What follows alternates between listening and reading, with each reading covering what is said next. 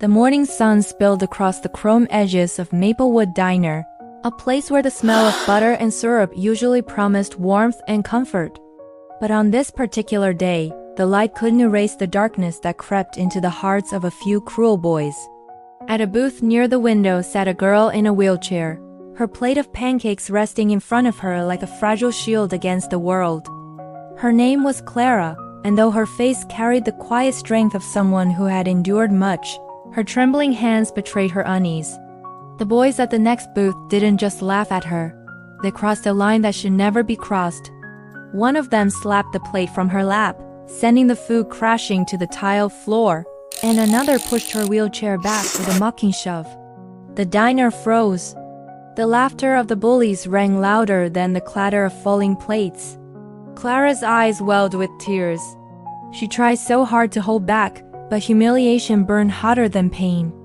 If you believe that kindness should always conquer cruelty, that second chances matter, and that no one deserves to be treated this way, take a moment right now to like this video, comment, share it with others, and subscribe to Heartland's Tailies. Together, we can remind the world that compassion is stronger than hate. Clara's life had never been easy. She was born with a spinal condition that left her reliant on a wheelchair. But her parents always told her that her spirit was meant to soar, even if her legs could not. She clung to that belief, though the world often seemed determined to crush it.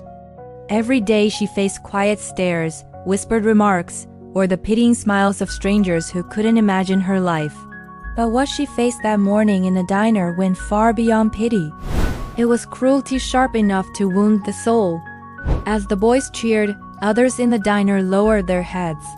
Some shook their heads in disapproval, but did nothing. The waitress, her hands full of coffee cups, froze in the aisle, fear etched on her face. Clara bent down awkwardly, trying to gather her pancakes with trembling hands, desperate not to make more of a scene. That's when another hand reached down, not rough, not mocking, but gentle. An older man, gray at the temples, quietly picked up the plate and set it back in front of her. "Don't mind them," he whispered, but his eyes darted nervously toward the gang of teenagers. The man's kindness was a small candle flickering in a room full of shadows. But Clara still felt exposed, broken in ways no one could see.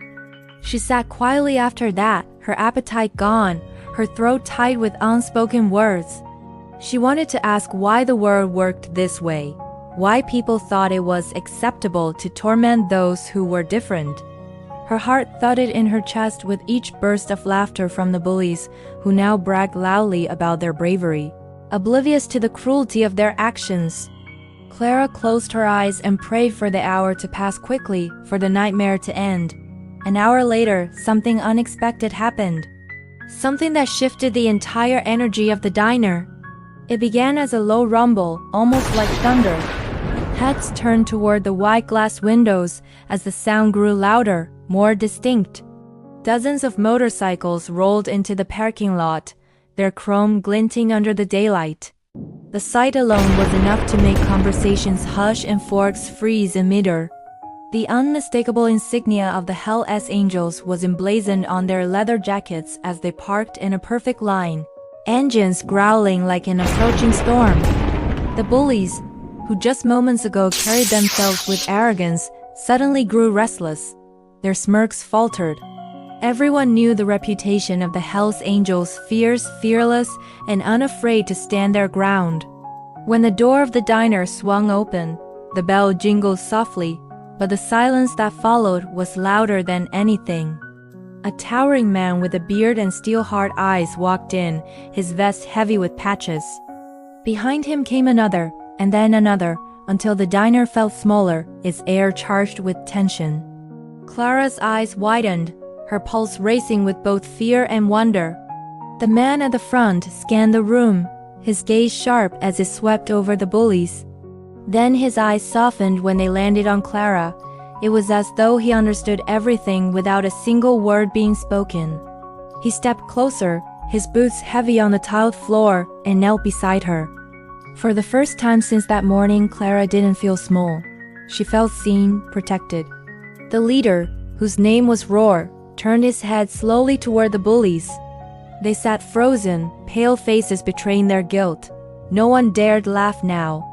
Ruer's voice was low, steady, but powerful enough to cut through the silence. Though Clara couldn't hear his exact words, she saw the shame wash over the bullies' faces as their bravado melted away. One by one, they slid out of the booth and stumbled toward the exit, heads lowered, avoiding every gaze. They didn't dare meet Clara's eyes again.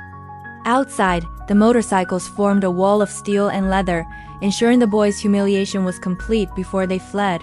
But Ruer didn't stop there. He called over the waitress, placed a large bill on the table, and told her to bring Clara anything she wanted: pancakes, milkshake, pie, the whole menu if she liked. He told her she was stronger than any of the cowards who had tried to break her spirit. Then, in a gesture no one in that diner would ever forget, he removed his own leather vest, draped it gently across Clara's shoulders, and told her she was now family. Tears streamed down Clara's face. Not tears of humiliation, but tears of gratitude. In that single hour, her life had shifted. What began as a morning of pain became a moment of profound transformation. She realized kindness can come from unexpected places, and as sometimes the fiercest-looking people carry the softest hearts. The diner erupted in quiet applause, some patrons wiping tears from their eyes.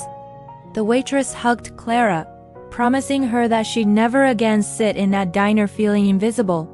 For the first time in a long time, Clara felt a surge of hope. She realized that though cruelty existed, so did courage. And sometimes strangers could step in to rewrite the ending of your story.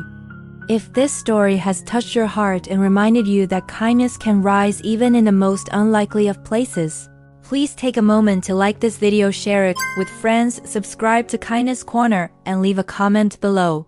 Your support helps us continue spreading stories that inspire and heal. Before we end, I have one special request. Comment below what you would have done if you were in that diner that day. Would you have stood up for Clara?